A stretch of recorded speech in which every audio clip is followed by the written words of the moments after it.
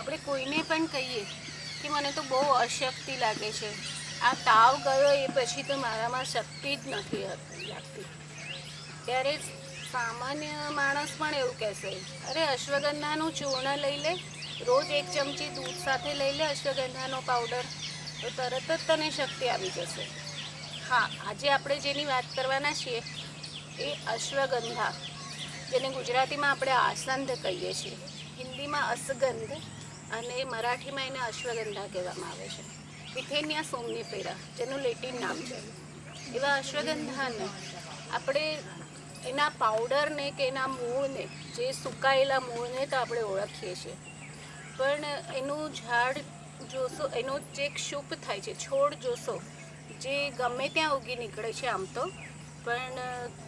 તમે કદાચ જોયેલો પણ હોય તો તમને એવું કદાચ ખબર નહીં હોય કે આ જ અશ્વગંધાનો છોડ છે. તો એની ઓળખ માટે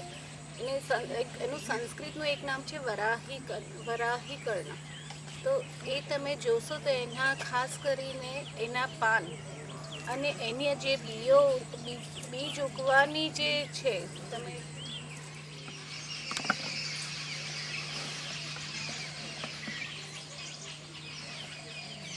રસ્તામાં ઘણીવાર આ જોયા પણ હશે. એટલે એનું જે ફળ છે એ કઈ રીતે લાગે છે, ખાસ એના ઉપરથી તમે અશ્વગંધાના છોડને તમે ઓળખી શકશો.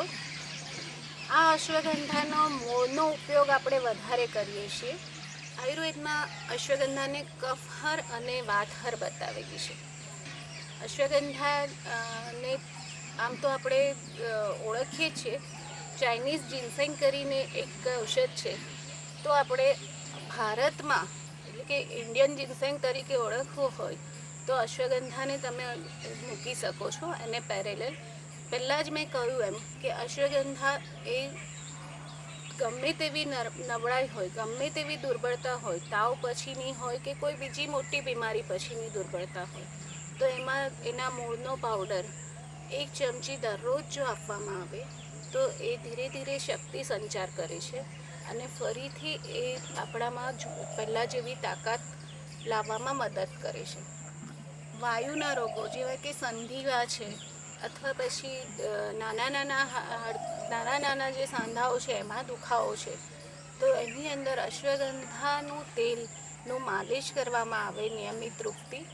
તો એ સાંધાના દુખાવામાં ફાયદો થાય છે. અને અશ્વગંધા રિષ્ટ અથવા અશ્વગંધાનો કાઢો કરી અને પીવામાં આવે તો પણ એ જે વાયુના રોગો છે, જે સંધિવા જેવો રોગ છે, એમાં ફાયદો કરે છે. ગળામાં એક પ્રકારની ગાંઠો થાય છે જેને આપણે કંઠમાળ તરીકે ઓળખીએ છીએ, જેનું સંસ્કૃત નામ ગલગંડ છે. તો એ કંઠમાળ રોગની અંદર આ અશ્વગંધાના મૂળ, પાંદડા,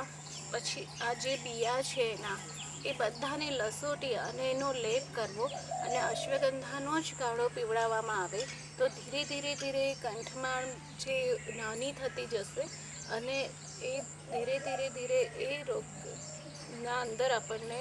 એનો ફાયદો જોવા મળે છે. વાયુના કારણે ઘણી વખતે અધિક વિચાર, વાયુના કારણે એવું કહીશ કે વધારે પડતા વિચારોના કારણે જ્યારે આપણને ઊંઘ નથી આવતી, તો એવા સંજોગોમાં અશ્વગંધાનો પાવડર અને ગંઠોડાનો પાવડર, રાતના 1 ચમચી અશ્વગંધાનો પાવડર અને 1 ચમચી ગંઠોડાનો પાવડર લગભગ 1 કપ દૂધની અંદર મિક્સ કરી અને જો પીવામાં આવે તો આપણા જે ખોટા વિચારો છે એમાં શાંત થઈ અને આપણને ઊંઘને સારી રીતે ઊંઘ આવી જાય છે. એટલે કે જે અનિદ્રાનો રોગ છે વિચાર વાયુના કારણે, એમાં આપણને શાંતિ થાય છે અને ખોટા વિચારો બંધ થાય અને ઊંઘ પણ સરસ આવી જાય છે. અત્યારે તમે જોશો કે 35-36 વર્ષની પણ ઉંમર હોય તો પણ ઘણી વખત હાઇપરટેન્શન એટલે કે હાઈ બીપીના રોગ જોવા મળે છે, કે એટલું બધું સ્ટ્રેસ વધી ગયું છે, એટલું બધું કામનો ભાર વધ્યો છે. ઇવન નાના બાળકોને પણ તમે જુઓ તો એ લોકોને પણ ભણવાનું સાથે સાથે એટલી બધી એક્ટિવિટીઝ વધી ગઈ છે કે પછી આપણા દરેક મા બાપને એવું હોય છે કે અમારું બાળક જ પહેલો નંબર આવે, એના કારણે જે સ્ટ્રેસ છે અને એના જ લીધે જ્યારે બાળક 35-40 વર્ષનું થાય છે ત્યારે જ એને હાઈ બીપી જેવો રોગનો સામનો કરવો પડે છે. તો એમાં જ્યારે નાની ઉંમરનું હાઈ બીપી જ્યારે હોય છે તો એની અંદર તમે અશ્વગંધાનો પાવડર અને અર્જુનનો પાવડર બંને મિક્સ કરી રોજ સવાર સાંજ 1-1 ચમચી જો આપવામાં આવે તો બીપી કંટ્રોલમાં રહેશે અને સાથે સાથે લોહીનું રુધિરાભિસરણ જે કે બ્લડ સર્ક્યુલેશન છે એમાં પણ સુધારો થાય છે. દમના વ્યાધિમાં પણ અશ્વગંધાનો પાવડર એટલે કે શ્વાસ ચડે છે એને અશ્વગંધાના મૂળનો પાવડર, હળદર અને મધ નિયમિત રૂપથી આપવામાં આવે તો એના દમના રોગમાં પણ ફાયદો જોવા મળે છે. જે નાના બાળકને શ્વાસની બીમારી છે અને સાથે સાથે એનું શરીર પણ વધતું નથી એટલે કે શરીર શુક્લકડી જેવું જ રહેશે તો એ બાળકને પણ અશ્વગંધાનો પાવડર ઘી સાથે અને મધ સાથે, ઘી અને મધની માત્રા હંમેશા સમાન લેવી જોઈએ કારણ કે સમાન એટલે કે 1 ચમચી ઘી અને 1 ચમચી મધ લેવામાં આવે તો એ ઝેર જેવું કામ કરે છે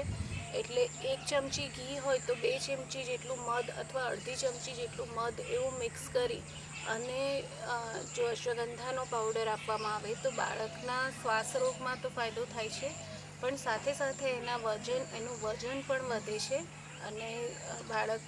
હૃષ્ટપુષ્ટ પણ થાય છે. ઘણીવાર શરીરની અંદર વાયુના કારણે એક પ્રકારની ગાંઠો જોવા મળે છે કે એક પ્રકારનો સોજો જોવા મળે છે તો જે આપણને ઘણીવાર એ વાયુના કારણે છે એવી પણ ખબર નથી હોતી તો એવી જે ગાંઠો છે એ ગાંઠો ઉપર અશ્વગંધાની તાજું મૂળ લાવી અને એને થોડુંક ગરમ કરી લસોટી અને થોડુંક મધ અથવા ઘી સાથે એને બરોબર લસોટી અને એની ગરમ જ જો લેપ કરવામાં આવે તો એ ગાંઠ ધીરે ધીરે ઓગળી જઈ અને જેની